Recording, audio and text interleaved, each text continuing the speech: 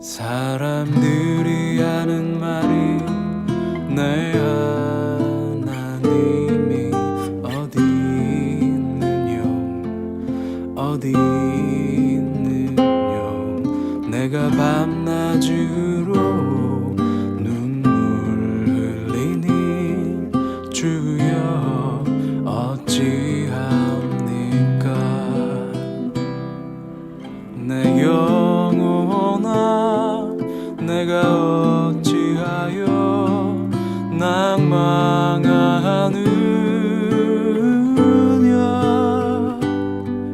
내가 어찌하여 불안하는고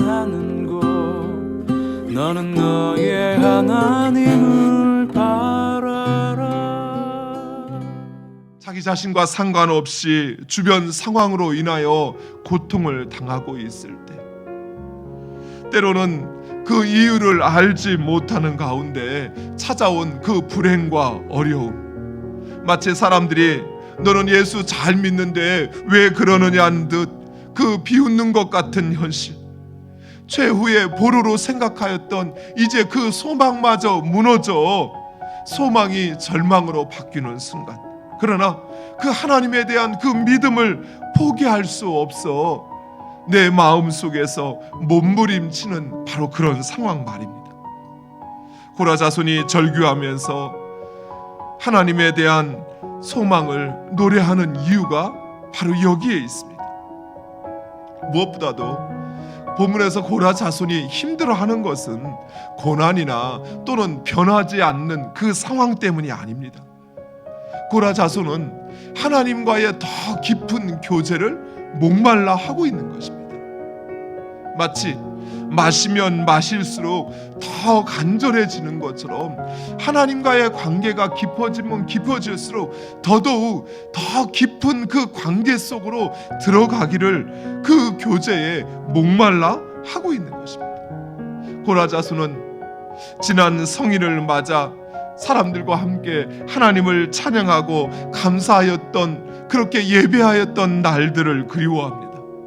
절기가 되면 사람들과 함께 성전에 오르면서 기쁨의 찬양을 드렸던 바로 그때를 그리워하는 것입니다. 이제는 그러나 그러한 감격을 경험할 수 없습니다. 고라 자손은 시냇물을 찾기에 갈급한 사슴이 그 시냇물을 찾아갔건만 이미 그 시냇물이 다 말라버렸던 것처럼 고라의 자손을 가리켜 사람들은 하나님께서 너를 버렸다고, 하나님께서 너를 떠났다고 조롱하지만, 그래서 그의 눈에서 눈물이 마를 날이 없지만, 그래서 그의 영혼이 낙심되고 절망되지만, 그러나 그의 마음속 깊은 곳에서는 하나님께 소망을 두라고, 그 하나님께서 너를 도우실 거라고, 그래서 그 하나님에 대한 믿음을, 그 소망을 포기할 수 없는 것입니다. 사랑하는 성도 여러분, 많은 성도들이 인생의 고난이 찾아오면, 환난이 찾아오면 낙심하고 불안해합니다. 더욱이 주변 사람들은 우리의 믿음이, 그리고 우리의 소망이 헛것이라고 수군덕거리기 시작합니다.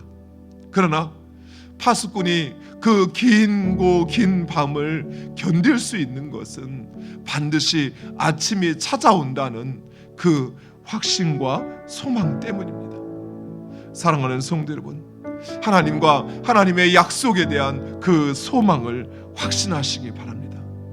하나님은 결코 우리를 포기하거나 버리지 아니하십니다.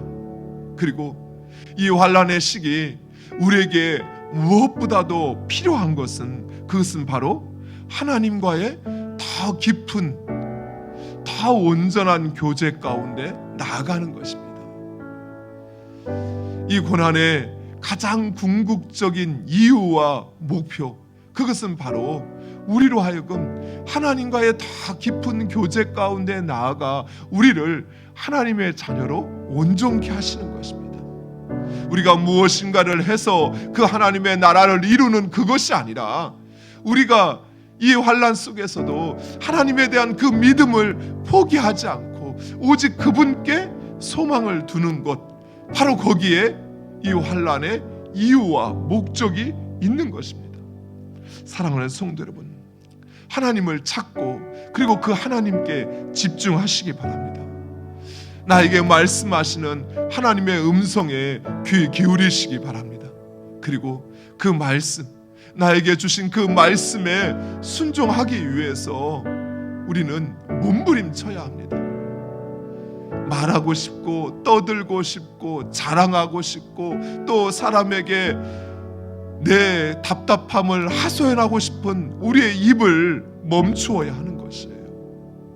무엇인가를 행해서 나의 억울함을 또 나의 이 고난을 이겨내야겠다라고 하는 우리의 그 욕망과 탐심을 내려놓아야만 한다라는 것입니다. 세상의 것을 찾기에 재빠르고 사람들을 의지하기에 손쉽게 움직였던 나의 손과 발을 멈추어야 한다라는 것이에요. 오직 하나님, 그분이 하신다라고 하는 사실, 하나님께서 일하신다고 하는 그 확신을 가지고 하나님 일하실 때까지 기다려야 하는 것입니다.